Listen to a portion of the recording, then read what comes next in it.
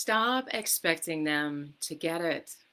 Hi, I'm Anne-Margaret with this week's Sacred Sunday message to raise the vibration of your body, mind, and spirit. Are you exhausted? Are you angry? Are you frustrated? Are you feeling a lot of the lower frequencies and on your energy level right now because you are fed up with other people not seeing things that you are seeing? This one trap of emotional expectation can kill our happiness, can intercept our peace of mind, and can really rob us of the abundant riches that we have in our life. And we're basing our happiness, we're basing our peace of mind, our inner peace, period, on other people's experience of the world. So this week, we're drawing on the wisdom of our emotions, our energy level, and also how that informs us of how we might be falling into the trap of expectation. And then also I'll reveal the nearest exits, the questions to ask yourself when you feel like you're in this trap, as well as address where the trap originated, and also give you some warning signs to keep you from falling into it. So we got a lot to cover, so let's get started. Okay, so our expectations. Our expectations it's an outlook, it's a belief, or it's an anticipation of someone or something behaving or seeing or doing things the way that you believe they should or expect them to. And our shoulds, we've heard don't should all over yourself. Our shoulds are what keep us really in suffering. The shoulds in our life are the equivalency of our resistance. Whatever we're resisting is really responsible for our suffering.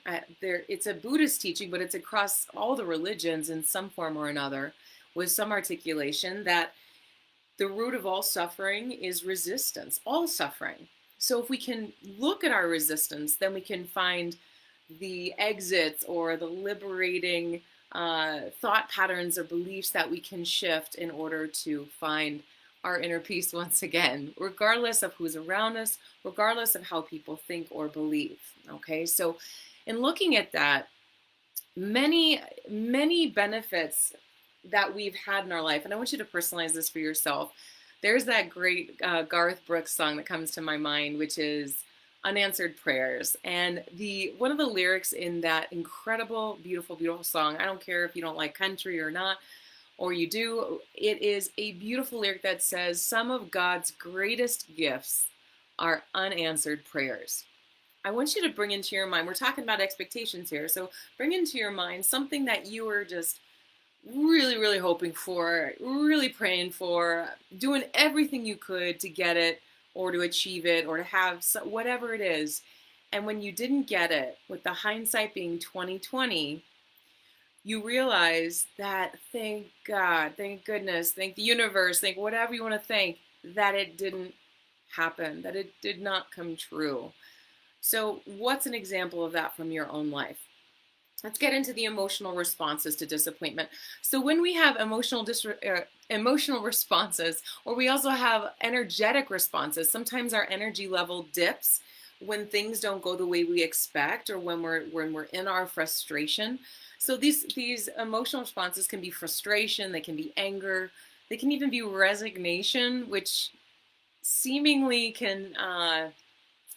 we can interpret as this clever way of surrender or acceptance, but it's not. Very different. Resignation is giving up hope. It's giving up hope. And what I mean by acceptance or embracing rather than holding these expectations, I do not mean resignation.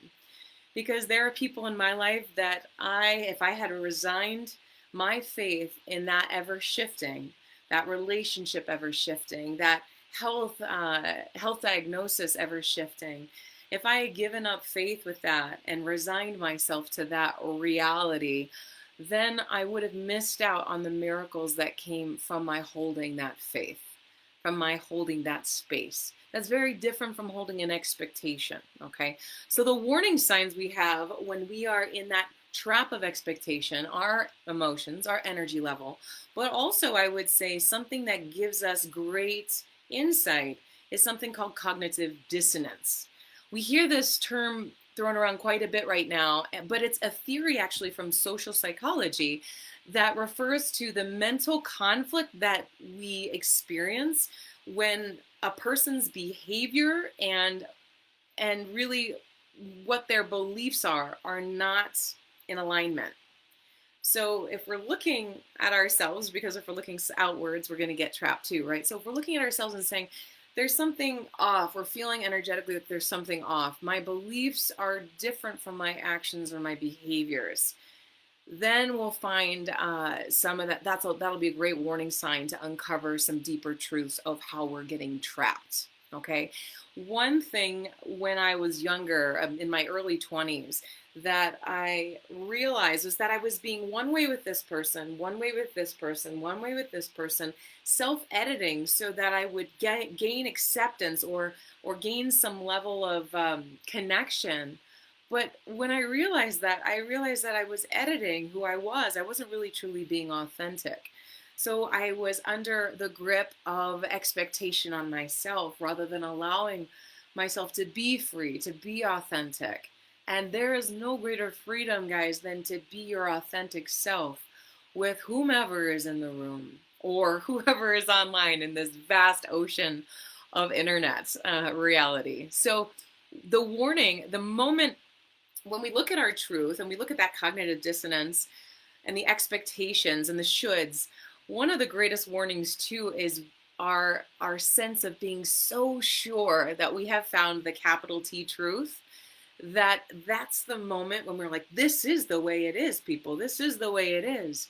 Whether it be a negative truth about ourselves that we have come to believe, or about the world, or about someone else, the moment we think that we have that truth is the moment we stop seeing the further developments. It's the moment we stop listening to one another, to our intuition, to the guidance that we have.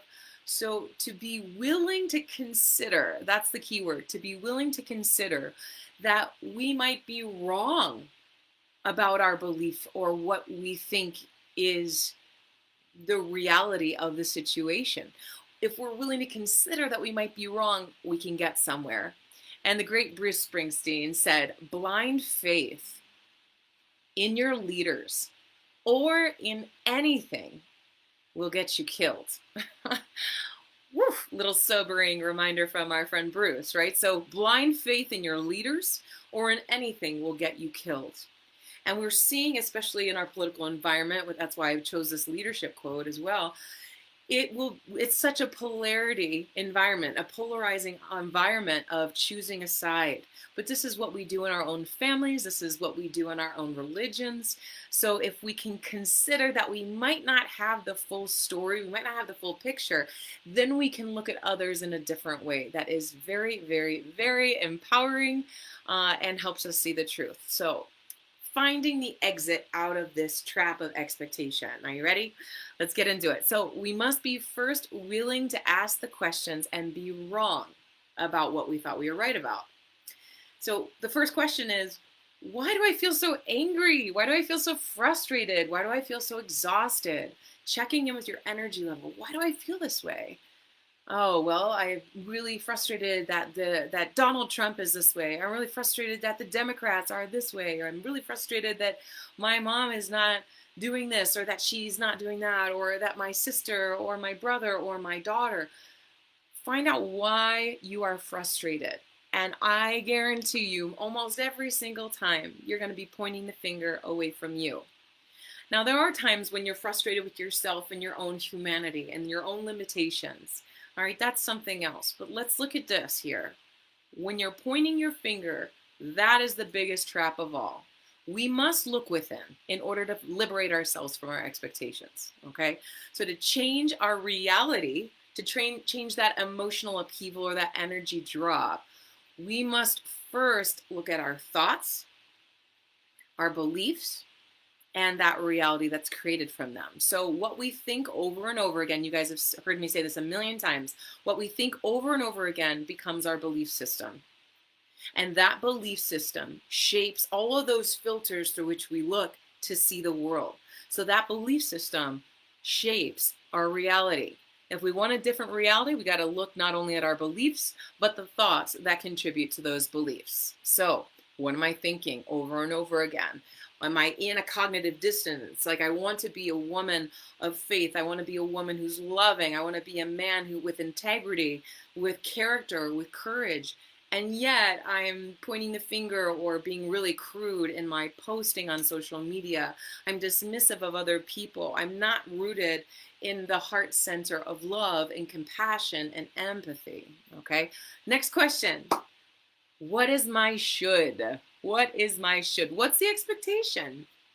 That will give you so much insight into how you are allowing other people's actions, thoughts, beliefs, etc. to disappoint you. Okay, so shifting your mindset. This is critical because in the words of the great Saint Francis in his prayer that is like my mantra, I repeat this so many times every single day to help re-brainwash myself into a service heart energy. Shifting the mindset from seeking to be understood and to have people see things your way, or to get where you are, or to get how they've hurt you or harmed you or are doing things other than the way that you think that they should, to seeking to understand why they might be doing what they're doing, why they might think the way that they do, why they might have posted this, why they may not be able or capable of doing something because of their own unique experience that they have. Or they might be choosing just something differently than you have chosen. So shifting the mindset. And then there's an egoic requirement that I've been talking about called you gotta be willing to be wrong.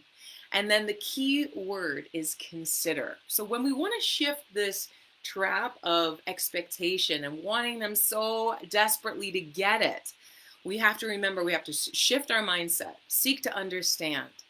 We have to have that egoic requirement. Are you willing to be wrong so that you can see something new? And can you consider?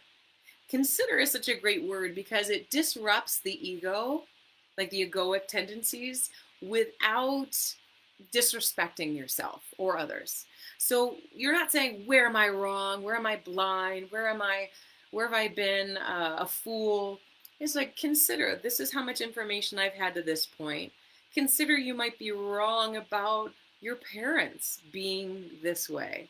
Consider you might be wrong about a loved one or a friend being that way. And considering to lead to a deeper understanding, not, ooh, I'm going to consider that this person is now evil. And then, all right, now you're just spiraling into a negative pattern. Okay, so considering that you might have been wrong about that person. Okay, here we go. Energies and emotions. Okay, so these energies and emotions, they show us where our thinking is out of alignment or where we're in resistance. And the last thing I want to leave you with this is, think of it like a piano. When you're tuning an instrument, you've got a key and maybe it's always sharp. And there might be a key word every time you hear a topic or people are talking about a belief or a president or the political opponent or whomever it is, whatever it is, that note within you comes out sharp or flat or whatever it is, but it's out of tune. What are these inner notes within us? They are unhealed, unresolved. They are discordant aspects within ourselves that we need to address. So how do we tune these notes? We have to choose a frequency and attune ourselves to it. So if we're attuning to the frequency of love or compassion around this topic, around this person, stop posting things that are negative. Stop being hateful. Stop doing this. Align yourself with that energy of love. This way you can honor your frequency, your sovereignty, but you can also honor the sovereignty of all. So you all, thank you so much for joining me. I'm going to pick cards and put them in the notes for the lives. And also join Anthony and I for Wake Up Wednesday, where we have a full conversation, the two of us, with all of you. Bring your questions. The next online women's circle is actually not online. It's in person in Astoria Park in New York in September. and then so many fun, exciting things. Feel free to share this. Please spread the message around. Thank you so much for joining me, and until next time, keep raising the vibration. Bye, guys.